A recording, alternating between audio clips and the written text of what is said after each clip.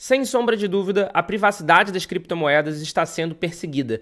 E no dia de ontem, a gente teve mais um episódio claro sobre isso.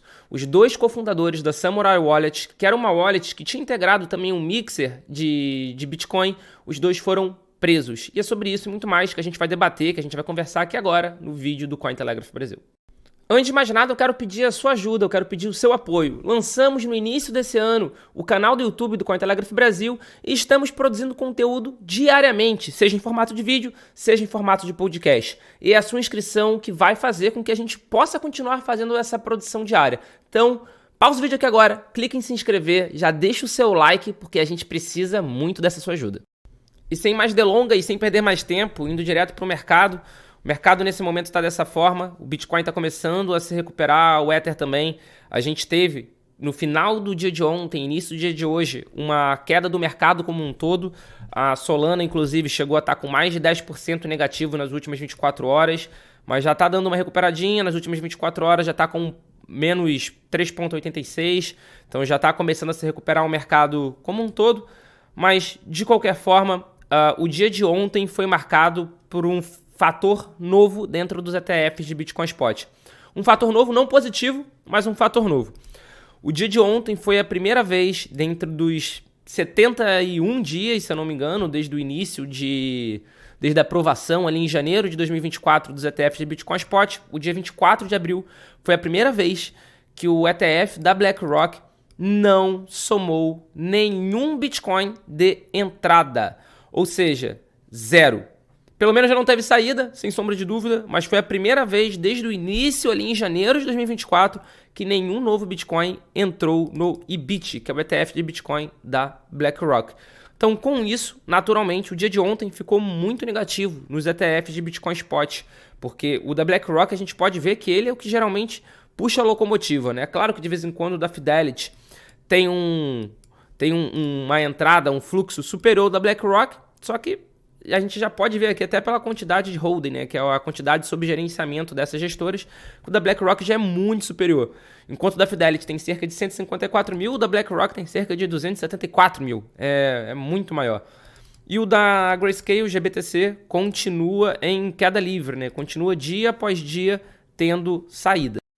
Eu até peguei uma planilha aqui para mostrar para vocês, que mostra dia a dia de todos os ETFs de Bitcoin Spot, desde o dia 11 de janeiro, que foi quando começou a negociação deles. E dia após dia a gente vai ver aqui que o da BlackRock foi crescendo. Nunca teve um dia que não foi positivo. E a Ether está até aqui agora também estranhando o que aconteceu no dia de ontem. Essa planilha está atualizada até o dia 23, de qualquer forma. Não tem ainda o dia 24. Só que no dia 24 a BlackRock já submeteu os dados, as informações, e ficou zero. Então, esse valor, esse acontecimento no dia de ontem interrompeu a impressionante série de 100% de dias com saldo positivo, de entrada positiva. A gente precisa ver o que vai acontecer no dia de hoje, se a gente vai ter uma entrada no ETF da BlackRock ou se a gente vai ter até uma eventual saída. Mas, de qualquer forma, pelo comportamento do mercado no dia de hoje, eu espero que amanhã eu fale que a gente teve entrada no ETF da BlackRock. O mercado está começando a ensaiar uma recuperação, então a gente já tem começado a ver também uma correlação entre a entrada ou saída dos ETFs e o mercado cripto, né, o preço do Bitcoin. Então eu espero para amanhã uma entrada no dia de hoje, né? Ou seja, eu espero que no dia 26 a gente consiga ver que no dia 25 teve um fluxo positivo no ETF, pelo menos no ETF da BlackRock. Nos outros ETFs, de uma forma geral, eu não consigo afirmar ainda, porque o da Grayscale continua sangrando dia após dia, muito por causa disso daqui, da diferença das taxas entre todos eles.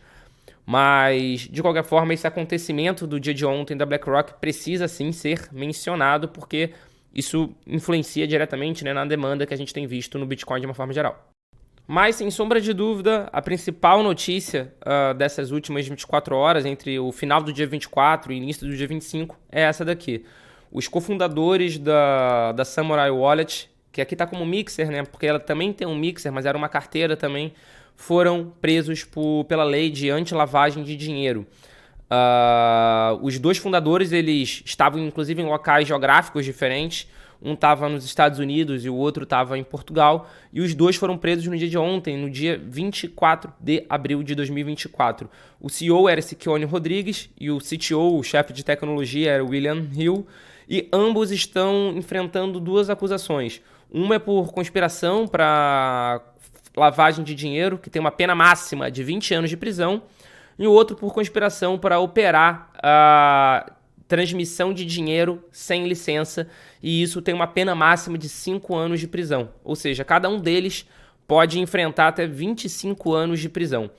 O Rodrigues ele foi preso na manhã do dia 24, na Pensilvânia, e o CTO, o William Hill, foi preso em Portugal, também no dia de ontem. Vale ressaltar que não foi só eles que foram presos, o próprio domínio foi derrubado, tá aparecendo essa mensagem aqui agora, se a gente acessar o domínio. E isso vale ressaltar onde estavam os servidores, né? Os servidores deles estavam na Islândia. E além disso, também a Google Play, a Google, né, no caso, foi notificada para derrubar o download do aplicativo da Google Play Store. E só lá o aplicativo já tinha sido baixado mais de 100 mil vezes. Então, qual é a acusação, né? É justamente a possibilitação, o fato da carteira ter um mixer e esse mixer ter sido utilizado para lavagem de dinheiro.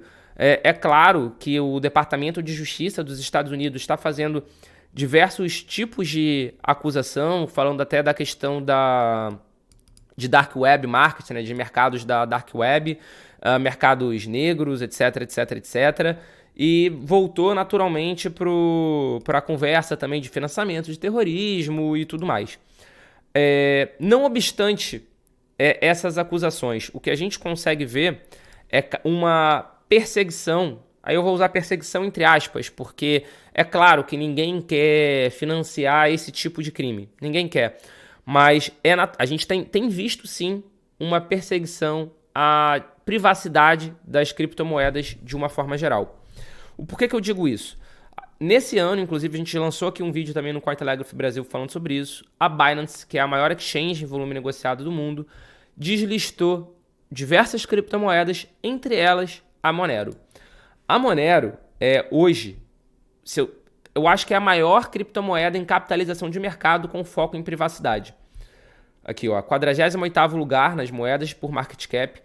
E o foco da Monero, sem sombra de dúvida, é a privacidade. E a XMR foi delistada da Binance justamente por causa disso.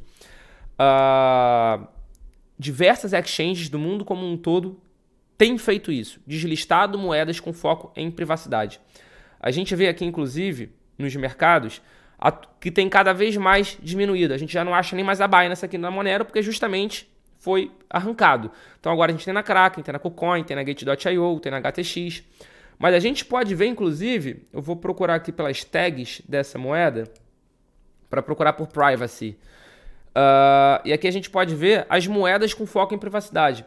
Aqui tem a Internet Computer, que está na 19ª posição, mas não é o foco principal da ICP.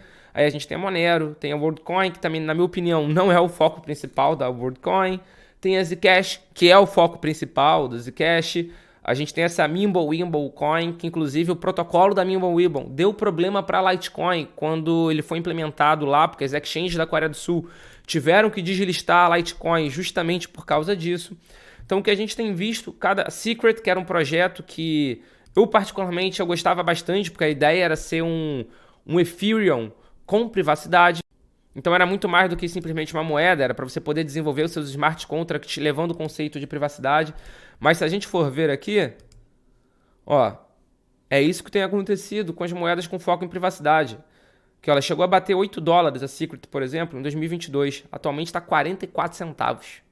É uma queda muito expressiva. E o porquê? Aqui, ó, é só por simples falta de interesse do mercado? É uma falta de interesse que acaba sendo uma consequência até dessa perseguição.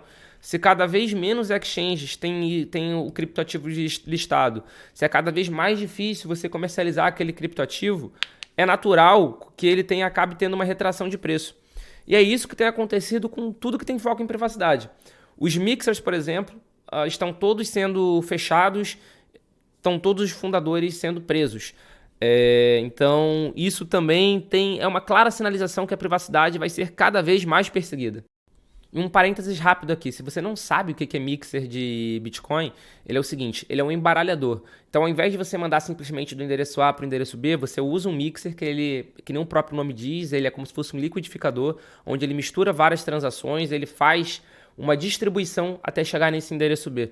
Então, o mixer ele tem como objetivo ser um embaralhador, digamos assim, das transações para dificultar a rastreabilidade. Não é que a transação se torne rastreável, mas dificulta e dificulta muito. Então, todos esses casos anteriores também de prisão de fundadores de mixer são com a mesma justificativa, né? De que favoreceu a lavagem de dinheiro, de financiamento de grupos de terrorismo, etc, etc, etc.